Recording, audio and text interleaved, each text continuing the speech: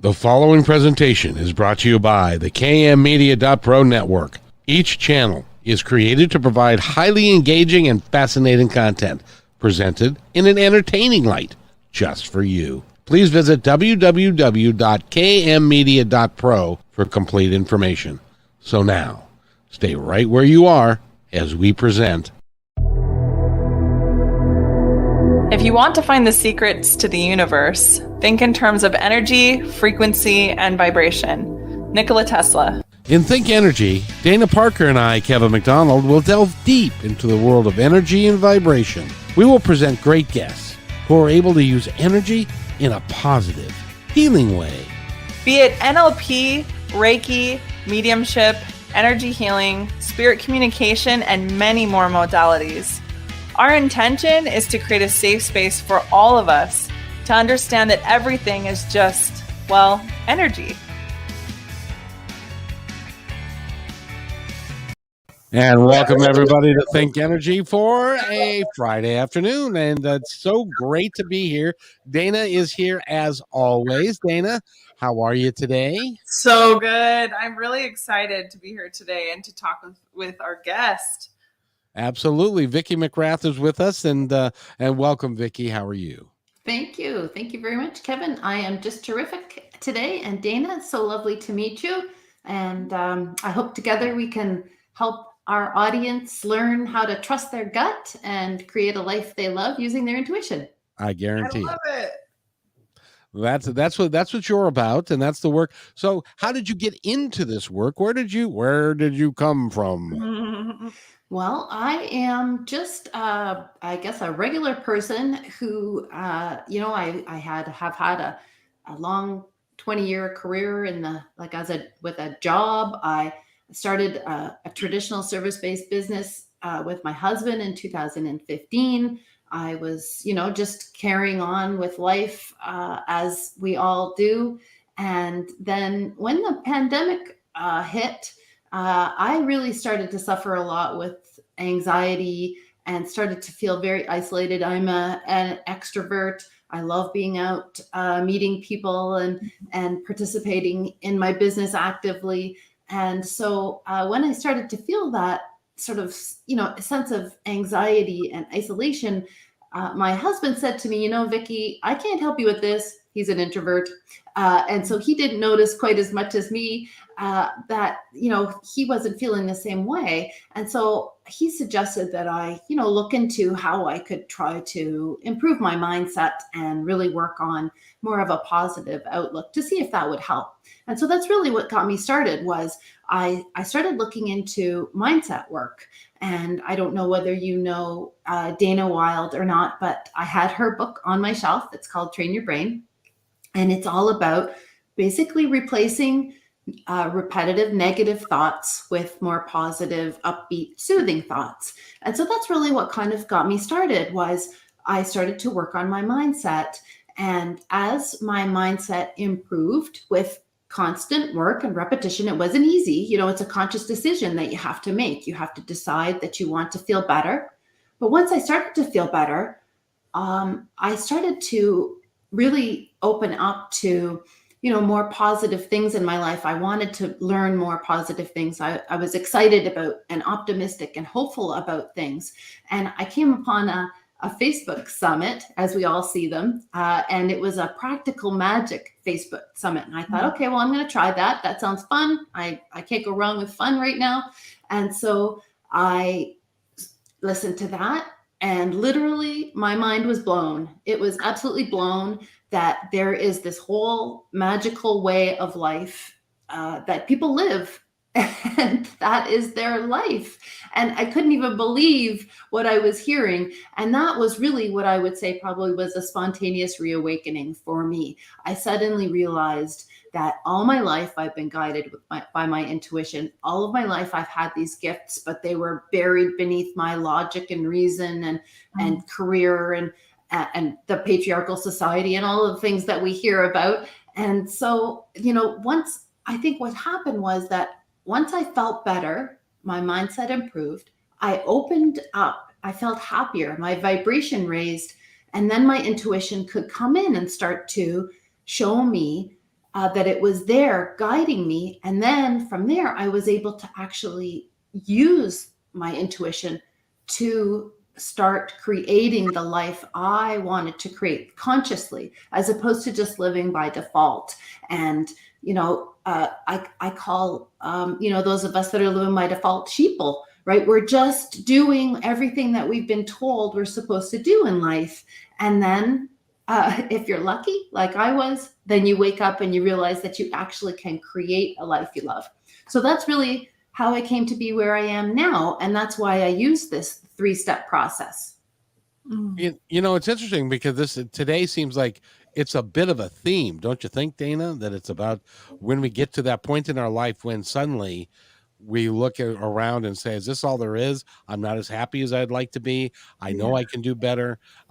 Dana, you went through the same exact thing 12 years ago. The guest we had on the previous hour went through the same, and we all do it, don't we, Dana?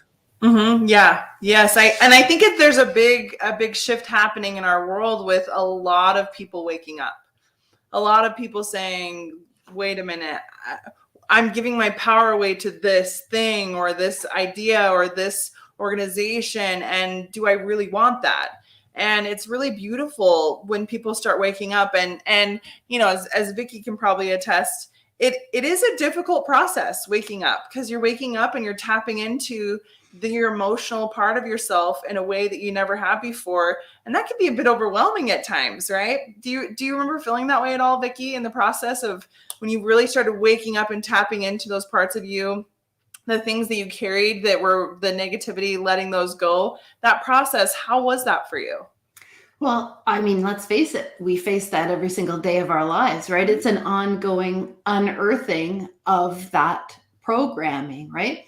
And, the way I like to look at it is that, from the day we are born, our tiny infant minds are filled with the beliefs, the habits, the knowledge of the people in our lives. Mm-hmm. And we just have to accept that in our subconscious mind. We don't have any ability at that time to reject it, right up until I don't even know what age, but let's face it, our entire childhood, possibly some of our youth and into our adulthood, we're just informed by this program.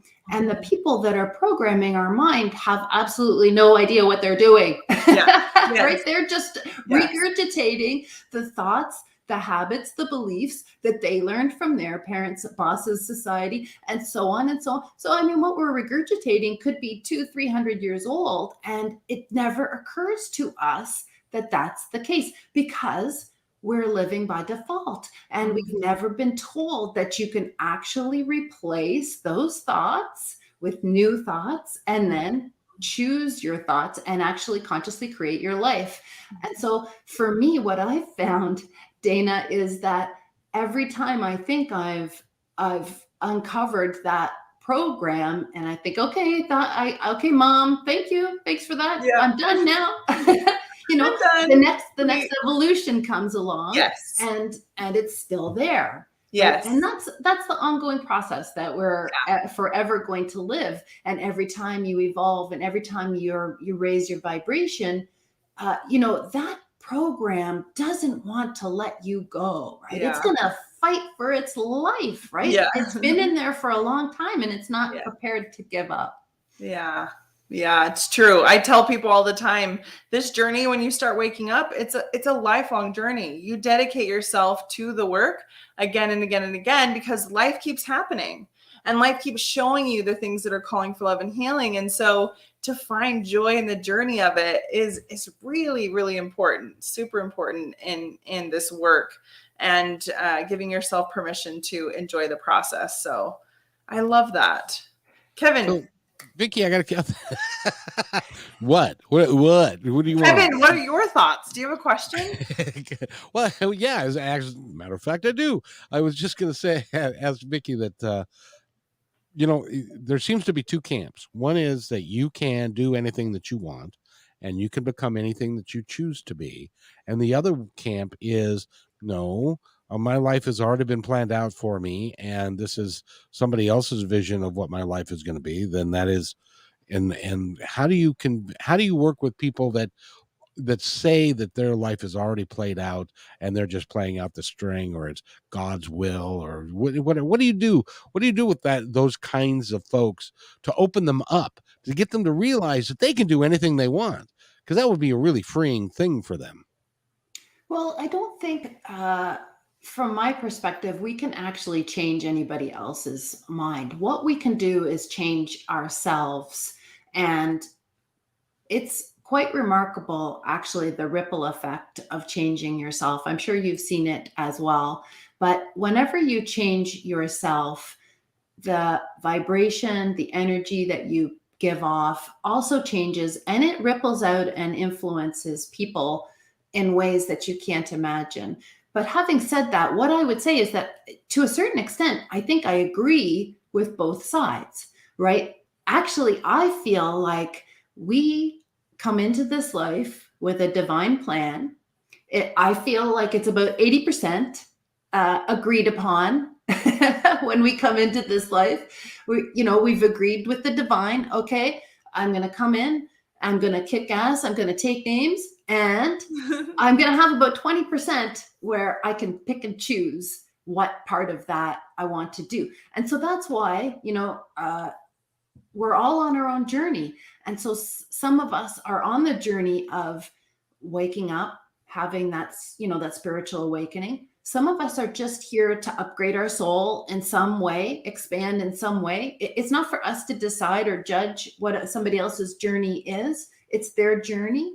And so I think it's kind of a nice way of looking at it, is that everybody maybe has come in with 80% of their journey set for them, and they're just living it out. And sometimes we choose to awaken, and sometimes we choose to just carry on, in whatever expansion or upgrade form that we're in. But either way, I think it's okay. And we just do ourselves. That's really all we can do. But I feel like the mindset work, I always tell my clients, you can do mindset work, you can build your intuition, you can build your vibration, and you don't have to tell a soul, right? You can keep it all to yourself. And then other people will just notice that great things are happening for you, that you're just so vibrant, happy, and joyful. And they'll wonder what you're doing by improving your own self inside. But you don't have to tell a soul that you're doing it. So on the one hand, you can come out and be like you, Kevin and Dana, and be the leaders in the community and say, hey, tell us how you're awakening. You could be like me, where I'm trying to help other women who are already feeling like there's more to life, right? I'm not going to attract anyone that doesn't want to upgrade their life the way that I'm offering, right? So I think that's the other key piece, is that we only attract the people into our lives who we can either help or be helped by. And that's, I think that's part of the challenge as well, is that if we're trying to attract people that aren't really our tribe, then it's going to be a recipe for frustration. And so that's where I think that piece is, that we just understand we're all on our own journey, and that we maybe will meet along the way if we're of the same vibe. And I'll tell you, and Dana's a perfect example of this. She's got an incredibly high vibration, because you can see it when you just look at her, that she is, as everybody's looking at her now. She's got this glow about her, and you have that same glow. So you are vibrating at a higher level than other folks that are depressed and down and not very happy and stuff, and the Eeyore complex and stuff. And so the work that you do, you work primarily with middle-aged women who are either in the change of life, or their kids are now older. They're now have got to figure out something to do with themselves. Is that kind of the demographic that you're working with? Well, that's a big part of it, Kevin. But I would say also right now with the pandemic, there are a lot of women. I don't know whether you've heard of the She Session, but there are a lot of women who are deciding whether or not they want to go back to their job. Whether they want to go back and work in an office, whether they want to go back and continue to climb the corporate ladder, or whether they want to, try something new, something within themselves that they've maybe always wanted to do. And so I think that's the key. It's really just about transition. So my clients are in some form of transition. It could be empty nest, it could be a divorce, it could be job related, it could be a health issue that they're dealing with, or something, or it could just be middle age. I've gotten to this point in my life, I've done what everyone else wants me to do, and damn it, I want to do something for myself now, right? Yes. So either way it happens, really, it's always that kind of, and I think it is for every situation with everyone that ever wants to do something. There's some kind of an acute incident or something in their life where they just suddenly realize that there's more for them in this life, and they want to explore what that is. And so that's really how my clients find me. And we don't have a caller, but we have a commenter that would like to make a comment. And she says, at Vicky McGrath, is improving intuition based on intention and vibration? And that would be for both of you guys to answer that one. Sure.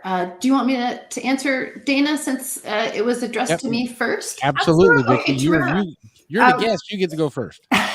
So I would say for me, it is based on intention. And that's because you have to actually intentionally move from a lower vibration to a higher vibration in order to access your intuition.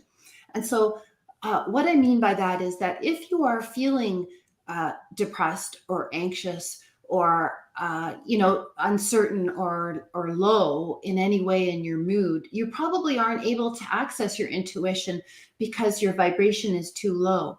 And so your intuition is always there. It's always guiding you. Don't make any mistake. There is no one left out of the intuitive gifts. Everyone has them. But when we're living at a lower vibration, we may not be hearing what they're saying to us. We might just be acting on them without realizing. And I think that's where I was for probably, 50 plus years. I was actually getting their guidance, but I didn't know it, and I wasn't acting intentionally. And so I think the journey is that you have to raise your vibration by improving your mindset, and then you can access your intuition. So I think it's kind of a double thing. Would you agree, Dana? Yes, there's so much of that I absolutely agree with. And one of the things that I think is an added thing that I feel would be really important to add to that is, as you're tapping into intuition, we're multi-dimensional beings, meaning we're mental, emotional, spiritual, physical. And so you may be really tapped into your physical self or your mental or emotional self, but getting into that spiritual self, knowing yourself, tuning into those impressions, that part of yourself that is intuitive, and through intention, 100%, because emotions, energy, intent, intuition, it's very much through intention and saying, this is what I want. And so tapping into that with intention and saying, okay, I want to connect to that energetic, intuitive part of me that knows more than just what the physical is seeing or experiencing, and sitting with that and seeing what you experience, and I think another part of that is knowing yourself, taking time to really know yourself. How do you receive those intuitive messages? There's lots of ways. We can hear things, we can sense things, or just have a knowing. We can have visuals come to our mind. Sometimes people have spiritual gifts to smell certain things. So there's lots of ways to receive intuition and messages coming through. And so taking that time through intention, setting aside time to tap into that part of yourself, I think is a really big part of opening up your intuitive gifts. And again, it's like strengthening a muscle. If you want to strengthen your physical muscles, you go to the gym and you work out, or you're in your home and you work out, right? You work the muscles. Same thing with intuition. I remember when I first started recognizing that I was very intuitive, I would second guess a lot, and for lots of reasons. There was one time in particular that I'll never forget, and it was such a beautiful lesson, where I was helping put on a 3-day personal development event. A couple walked in, and I heard a message in my head clear as day when I saw them. He's cheated on her and she is ticked about it. And I was like, whoa. And at first I thought that was a judgment, because I wasn't aware of my intuition. I wasn't aware of gifts at the time. But there was this voice of like, don't judge it, just wait for it to play out. And I said, okay. So I just kind of placed it on a shelf in my mind. Okay, we'll see what that message, what it presents. And sure enough, that night I was in the back and I was a support, and the woman came to me and said, can we go to the other room? I really need some personal one-on-one.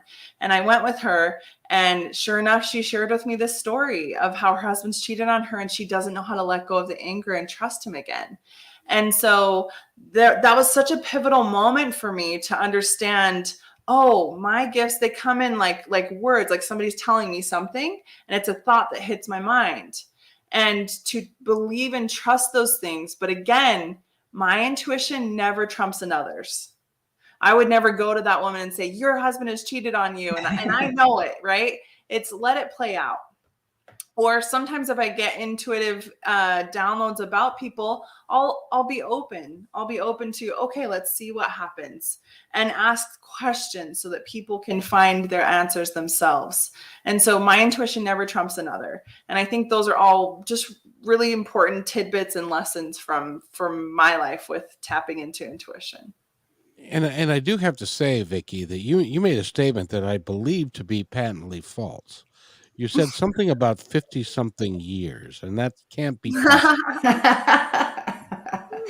You're very kind, Kevin. I'm sure you say that to all your guests. No, not trust me, I don't. No, yeah, it's not.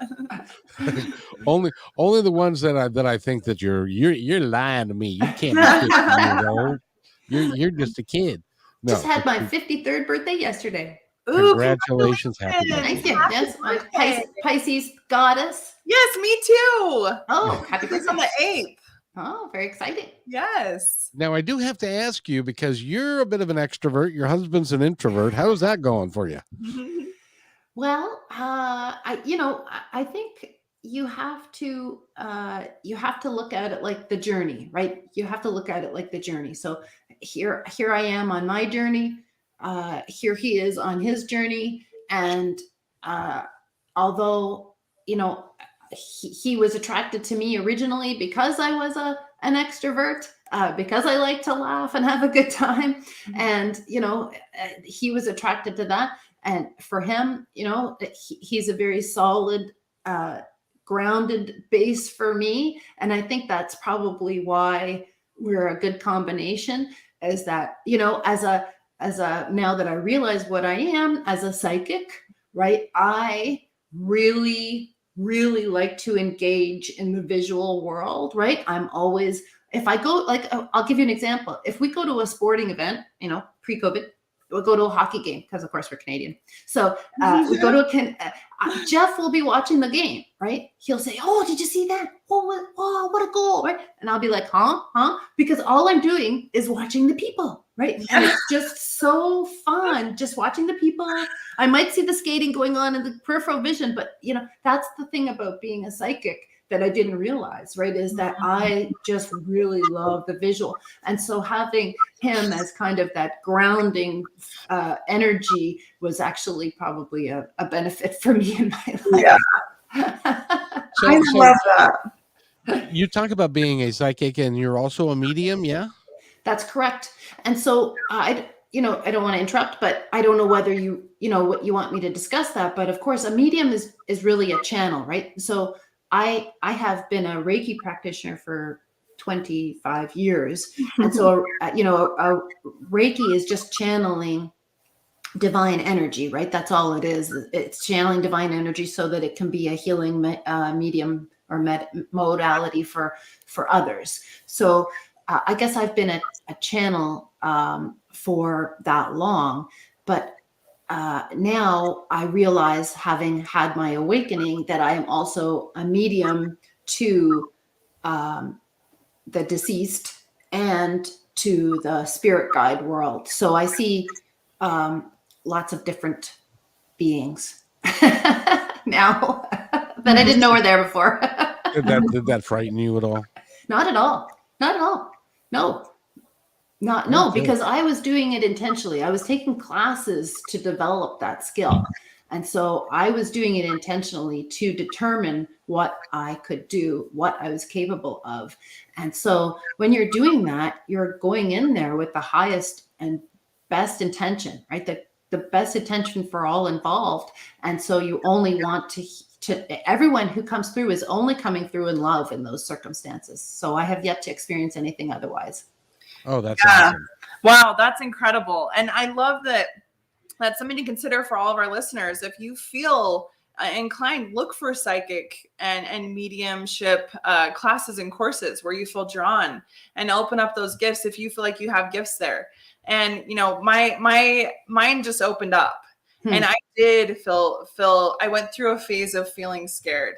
And I wanted to note for anyone who's felt that, or anyone who experiences that, where your gifts just open up and all of a sudden you can sense it all, that it's a choice. And when you raise in vibration, some people can really sense low vibration spirits. As you do your work, this is what I experienced. As you do your work, your inner work, your vibration raises, and then they have no power. And it's completely up to you whether you give them power or not. So that fear that Kevin talks about, although it can be real, you get to choose what to do with that. And so I started actually visualizing when I would sense spirits come in and I felt that fear, that there was like a fishing pole, that they put energy into my energy field. And I'd be like, nope, I reject that. Nope, I choose not to participate in that. I'm not holding on to your fear. That's not what I'm a part of. I choose higher. And those things really helped me with the fear. And Faith has another question for us here. Yes, Faith, keep them coming. Thank you. And that is another question. Is it possible world events like war heighten psychic ability because millions of people are concerned about people possibly passing away, or the pandemic, or other events like that? What is your thought, Faith? I'm sorry. Well, that's okay. Do you want me to start? Yes, Vicky, go. Please do. Yes. I personally feel like even though we're being told otherwise by the news, by the media, I believe that the vibration of the people on the planet and other beings, multidimensional beings, as Dana has mentioned, is raising every moment of every day. And I feel like we are kind of at the precipice of something really dramatic happening psychically for people. And I don't really know how to articulate what that is, but I feel grateful to be part of whatever it is as it comes forth. But what I would say about the war situation is, and the pandemic, you know, these are all experiences that the people of the planet are having because they are in a certain mindset, and their mindset is maybe not raised high enough to be able to tap into the world of intuition, the higher vibration. And so I feel like there's a lot of us that are at the higher vibration, and we're bringing some of those other people up with us. And some people are just on their own journey and they're not going to make the transition into the higher vibe. And so they're just going to either continue on their journey or they're going to leave the planet. I think that's my opinion. That's my opinion. And so that's my explanation on that one. Yeah. And so Dana, you concur with that? I do. For me, as I've tuned into different things and asked questions intuitively, I do agree with Vicky, and I think it's a choice to stay here. And I think we're all raising in vibration, and I think that's happening on the planet. With the war and what's with Faith's question, I absolutely think that when we have circumstances like this, it causes us to tune in more to our own intuition, to how we feel if we choose. And for me, you know, as world events happen, that is, I strengthen this connection because it brings me peace. And I think that when you do that, when you open up those channels for hearing messages and feeling and sensing things from your divine source, or what I like to call the biological parents of my soul, connecting with them. For me, I see it as bringing in a vibration, which we're all connected. And so when you bring in a new, that vibration of peace, that vibration of love, and you bring that here, and I like to just put it into the earth. And when you embody that, you're literally putting it out to everyone, because we're all connected. And so, yes, the more people tune into that higher power and channel and bring that peace down and put out that peace. That's what I tell people. When you see these things that maybe the world is trying to evoke fear from you, if you can channel compassion and love and peace to those things, channel peace to Ukraine, channel peace to Russia. The energy that you bring through to those experiences matter. Your emotions about those experiences matter. It makes a difference. And where you're at matters. And that's what you have power over. We don't have power over, if Russia chooses to attack Ukraine, or whatever happens in politics, whatever happens in this world, the pandemic, we have no control over that. But the energy we bring to this planet, the energy we channel through to those experiences matter, and it makes a difference. Vicky, what do you think? I would agree. I think that we can choose our own vibration and choose to use that vibration to raise the energy or the vibration of the planet. I think that we could really, just as Dana said, try to be grounded ourselves as best that we can, and grounding in the earth, that sense of love and peace, and then allow everyone else to travel the path that they're going to travel, really, because that's all we can do. Yes, I agree. Now, I will say this, and that is that world events like what's happening with the pandemic, world events like what's happening in Europe, they tend to go in a kind of a pendulum. And I think the pendulum is swinging back to the positive side of where people are getting tired of all of the hate, division, and fear that has been surrounding us for a very long time. And I think that's why you're seeing more people wake up. Mm-hmm. You're seeing more people like you, Vicky, that are saying, there's a better way. We can do this. There's a much better way than to be depressed all the time and to be sad and stuff. And ultimately it'll work. The more people that you can affect, the better off it'll be for everyone. Mm-hmm. And that's why the work that you're doing is just extraordinary. And I thank you for it. Oh, thank you. Thank you very much. And I would say, that all of that war and fear and hatred is just programming, right? Mm-hmm. Going back to, right, it's programming. They were programmed to feel and think that way, and they have yet to understand that programming isn't serving them, and that they can choose another way. And it's really up to, those of us who are on the higher vibration to try to continue to build the vibe of the planet, so that mm-hmm. hopefully they'll catch wind, catch a vibe. So Vicky, that brings up an interesting question in your work, in your coaching and stuff, because I am going to ask you, because my brother died 15 months ago. My mother died 6 months ago. So I'm going to ask you about them in a little bit. But first, I want to ask you that how do you help people, and perhaps Dana too, how do you help people raise their vibration when they're really not even sure they are one? You know what I mean? Well, I just look at them like me. As I was, the people that I'm helping, they're coming to me because they feel like there's more to life than what they've been living, but they don't really necessarily know what that is. And so I just start with the same path that I used, right? You start with mindset. You start building your mindset. Once you start to feel better with that positive mindset work, it's not easy, but it's simple. Just replace the negative repetitive thoughts of your program, the parents, the family, the society. Just replace with more positive, soothing thoughts. And then that's when they have raised their vibration. They start to open to their intuitive gifts. And then, so that's step 2, open to your intuitive gifts so that you can see what they are. What gifts do you have? What strengths do you have? And then step 3, using your gifts to create a life you love, to choose the way you want to live going forward. And that's why I call it 90 Days to Sovereign Goddess, because sovereignty can mean anything, really. It can mean everything to anybody, right? Sovereignty is essentially freedom.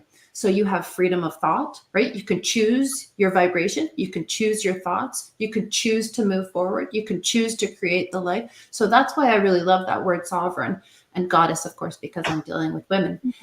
So that's how I move my clients through, right? And it's a loving, personal journey with me, one-to-one. I walk them through. There's lots of visualizations. There's lots of meditations. There's lots of journaling. There's lots of love. But that's, that is what helps them understand what their gifts are and raise their vibration and awaken to the sovereign goddess that they are. So, Dana, are you a sovereign goddess? Do you know what? This is actually my word of the year. That is like my focus. And this is an area I'm really passionate about too. And this is why I get so excited, Vicky, that to meet other people, I just feel so honored. Like I feel so honored that other women are doing this too. And that there's so many of us that have done all of this work. And now it's that sovereignty to now teach other women. And that is what the world is calling for, I think, to bring to balance. So yes, sovereignty, it's actually on my vision board. I think there's lots of different areas of sovereignty. This year is financial sovereignty for me. Financial sovereignty is my focus. So it's one of my favorite words. I love it. I love that you're focused on that. And I feel in this moment, I just want to express my gratitude for the work that you've done and the path that you've paved for other women, because it's important for us to be speaking about this in such a healthy, balanced way right now. And to bring this to the planet, I just thank you so much for walking the journey. And I know that it's not easy. And I know that it takes focus and it takes a lot of courage, because there's a lot of things you get to look at and be accountable for. And that's not always easy. And so just thank you, Vicky, for what you're doing and how you're empowering women. And I feel that it's just really wanted on the planet right now. Thank you. Oh, well, thank you. And it's my absolute pleasure. And I'm glad to know that I'm walking along with you as well. Yes. And I would just want to point out to the financial sovereignty as well. And this is a really key component, I think, for many of my clients as well, is that, when you get to a certain point in life, you're really entangled often in so many different ways financially, right? You are not a sovereign person. You're entangled in your relationships with your spouse or with your financial institutions, or, you may not understand the full picture of your financial situation, and you may actually have given away your power financially. And so that's where the sovereignty really is so critical for women, especially, to understand how pivotal sovereignty is for them to be able to make the next decision by themselves, on their own, for themselves, for their greatest and best, right? And that's the key piece. And so I understand and appreciate why you're going that path, for sure. Yeah, it's been a fascinating journey, and one that I'm thoroughly enjoying and learning so much about. So yeah, beautiful.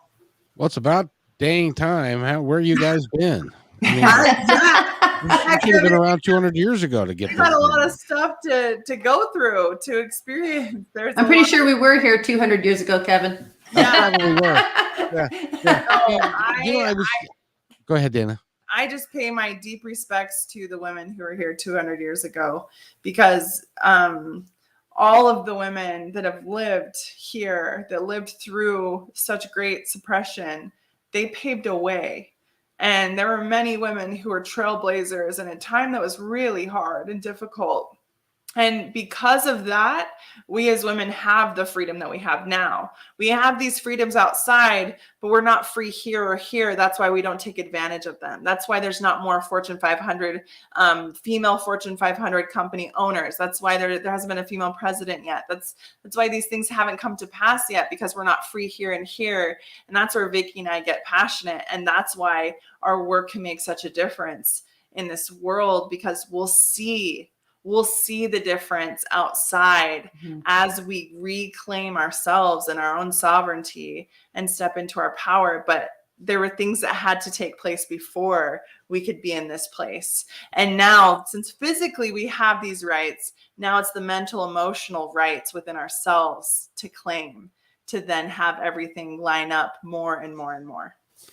It's interesting that it just dawned on me that I'm a little slow, I do have to admit, but it just dawned on me that, you see, I grew up being a guy. I grew up with, you're going to go get a job, you're going to get married, you're going to be in charge of yourself, you're going to be in charge of your life, you're going to go into management, you're going to make money, and you're going to slay the dragons, and you're going to bring it home, and she's going to cook it, and you're going to have the kids, and she does basically what you say, or she's subservient to your wishes or will. That's society is telling us that. Right. And then to live your life completely differently, which would be, I'm going to get married to a guy, being a woman, that is going to be he's going to be the leader of the household, and I'm not. I don't have to worry about that. And I'm going to have the babies, and it's a completely different experience. Completely growing different up as a guy than it is growing up, and it's harder for you guys because at one point in time you have to make that transition from being a secondary or subservient to being master of your own ship. That's got to be, and it's great that there are people out there like you doing that work, because that's got to be a really, excuse the expression, shitty transition to make. It's not easy, but it's empowering and it's enjoyable. And that programming, like Vicky talks about, and I believe too, is ingrained very hardcore in so many of us as women, to give our power away to somebody else. You've been taught that your whole life, Vicky. Yeah, Vicky. How do you? Am I right in that? I mean, is it making that pivot is really hard for some? I would agree with that, and I think that's a challenge for many of my clients. I personally have always been that driver, that ENTJ personality. I've always been the leader in my family. I've always been an extremely, sort of leadership oriented person. I grew up with four older brothers. And so I've always had that kind of male dominated thinking, I would say, that, as I call it, the logic and reason dominated my thinking. I grew up, I had no intentions of getting married. I had no intentions of having children. I was living my life. I was going to do what I wanted to do, and to hell with everybody else. But I actually found, a person that I fell in love with, and he asked me to marry him. So what am I going to say? No. So, it really is. I think it's, then you have to choose to tone down, right? Then you have to choose to fit into the role. Then you have to choose to not be too much or too loud or too Vicky, right? Then you have to make that choice. And so that was very difficult for me. And that's where I think I really just kind of trundled along as a sheeple for a lot of my life until this spontaneous reawakening, right? Because I was always too much. I was too much in my job. I was too loud. I laughed too much. And so I was, I really had to tone it down. And I think that's the same with a lot of my clients. Actually, my clients are a lot like me. They're kind of that ENTJ personality, that alpha type lady who has that very dominant personality and has had to suppress that to fit into the roles that society has for us. But a lot of people don't realize that they can create their own roles. That's correct. And I didn't realize till very recently, unfortunately. Well, and like in Dana's case, because I know her story, it was a not only no, but hell no. I'm not going to not do that. I'm going to do Yeah. this. And so it takes, Right. and I applaud the women that are making that step, because it's scary. It would seem to me, and it's really is hard, but that's why they need support from people like you to get that done. So Mhm. so let me ask you, when you do psychic readings, when you do mediumship, what does that look like for you? I generally don't do readings, Oh, okay. but when I was practicing, like to become a medium, I I would see people, the deceased or the spirit guides, just like a picture in my mind, just like they're just like they're standing there in full on color, just like I can see the white hair braided in a certain way, or I can see the big wooden earrings, or I can see the long flowing salt and pepper hair. I can see the brightly colored dress. I can see the pirate suit and the buttons and the navy uniform. I can see it just like you and I are looking at each other right now, Kevin. I can see that person standing there. So in mediumship, when I'm looking at a client, to their left, my left is mother's side, to the right is father's side, and then up above is kind of nebulous, different people, and guides are usually up above, and so that's how it comes through for me. Sometimes I'll get a feeling that's the clairsentience. So the visual is the clairvoyance, Right. the clearer seeing. That's the psychic sight that's described. The clairsentience, I will get feelings like one time I had a really weird vibrating foot, and the deceased one had gout. One time I was reading someone and I felt my arm pop, and they had broken their arm. So it comes in different ways, and you just have to kind of realize, it's not you.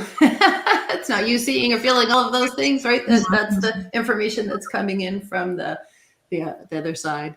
So that's how it looks for me. I don't know how it looks for other people. Some people don't see things. Some people hear things. I actually don't hear the messages from the deceased or the spirit world, oddly enough, when I'm doing a mediumship reading. If I'm doing my own visualizations or my own meditations, I definitely do have clairaudience, where I get the intuitive downloads, the claircognizance, the clairaudience. It all comes through. But when I'm doing a reading, it's mostly visual and clairsentience. Now, but you're not really advocating or putting yourself out there as a medium or as a psychic that does that. You're more using that within the confines and the framework of your work, right? That's correct. So I chose to become a life purpose medium as opposed to a regular medium. So the difference is when you're thinking about mediumship, for example, you think about the Long Island medium, right? And she has such amazing gifts. Like, she just sees stuff everywhere, right? She sees stuff everywhere. And so I didn't want to go that route, because I felt like that kind of was a career limiting move. It kind of, it left me in one spot only to do mediumship that way. Whereas I chose to do life purpose mediumship, whereas I connect with people's guides and help them to discern their life purpose. So that helps me in my work with my clients, because I can give them a life purpose reading as part of our journey together on our 90 days. And so once they've changed their mindset, open to their intuitive gifts, then I can help them with a life purpose reading to say, hey, this is what your spirit guides are telling you. Does that resonate? And then they can choose to use their intuitive gifts to go forward with that information if they choose. So that's why I did it that way. Which is wonderful. I think a lot of people, including to a certain extent myself, I use my intuition when I'm conducting an interview or when we're talking and stuff. And so does Dana. Yep. And Dana's sitting there nodding her head. Like, yeah. And so, it's good you're using your gifts in a real positive way, because it's not, sometimes the mediums can be kind of sensational and it's kind of what it is, but it doesn't really accomplish a whole lot. Well, I think it gives people closure. If there are people who have died, in practicing for my mediumship certification, I certainly did, provide mediumship readings for people who are interested in connecting with a deceased loved one. And to a certain extent, it does provide closure to people. So I can understand why that would be of interest. Yeah. But it was just my personal feeling that helping them to move forward with their own gifts was more fruitful for my client base. Absolutely. Dana, we're coming to the end of our time together. Do you got anything else you'd like to ask Vicky?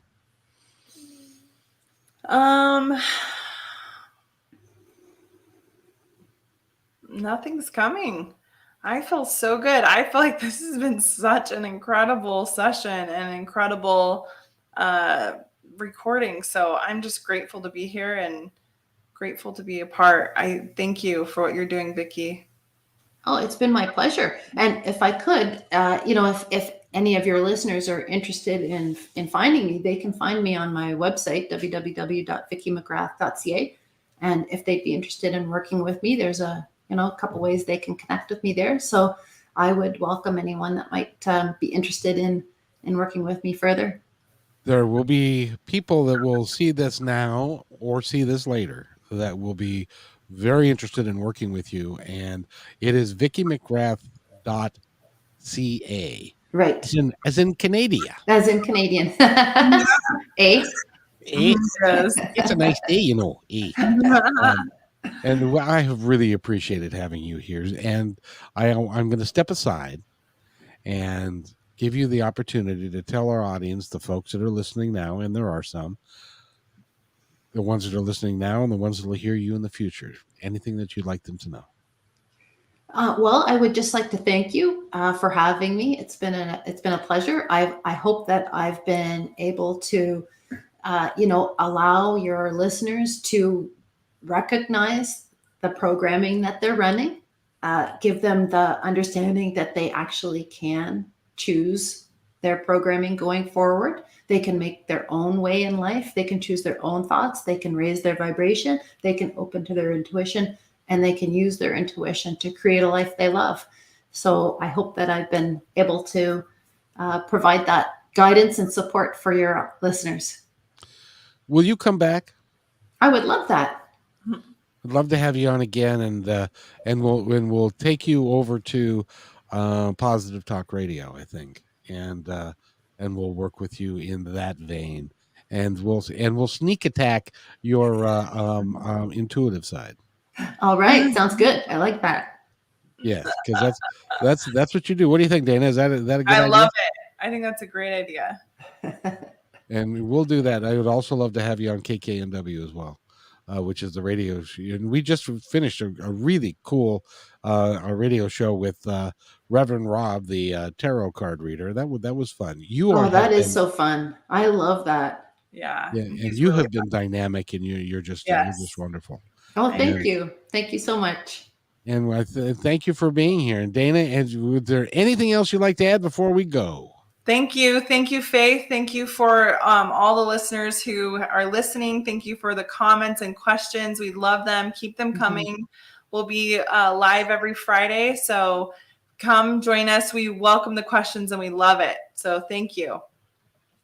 Gee, I wish I'd have said that. That was pretty good. So for Vicky McGrath, and go to vickymcgrath.ca, and you can find out all the information that you need to about her.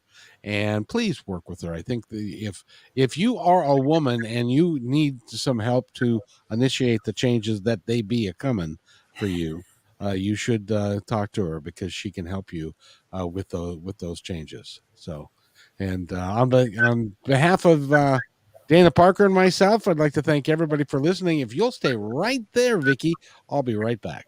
We'll be right back. Thanks for enjoying this episode all the way to the end. Please give us a like and subscribe to this channel. This has been a production of kmmedia.pro. Please visit our website, oddly enough, named kmmedia.pro, for more details about us and our mission, which is to provide great positive programming designed to inspire us all.